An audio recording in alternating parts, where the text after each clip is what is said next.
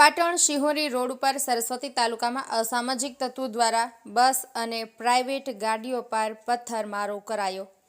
Patan Shihori road જાણે કે પોલીસની બીક જ ન રહી હોય તેવા કૃત્ય આ અસામાજિક તત્વો દ્વારા આજે કરવામાં આવ્યા હતા। સૂત્રોથી મળતી માહિતી, રાત્રિના સમયે એક બાઇક ઉપર અસામાજિક તત્વો સવાર હતા અને સામેથી આવતી બસ અને પ્રાઇવેટ ગાડીઓને પથ્થર મારીને ભાગી ગયા હતા। એસટી ડ્રાઈવર દ્વારા જણાવવામાં આવ્યું કે બાઇક ઉપર સવારી કરી રહ્યા હતા ત્યારે તેમણે જોયું તો સામેથી પથ્થરો માર્યા હતા। 3 જેટલી બસોને પણ નુકસાન થયું હતું। સદનસીબે કોઈને વાગ્યું ન હતું, પણ પાટણ શિહોરી રોડ પર રાત્રે અને દિવસના સમયે પોલીસ પેટ્રોલિંગની જરૂર દેખાઈ રહી છે।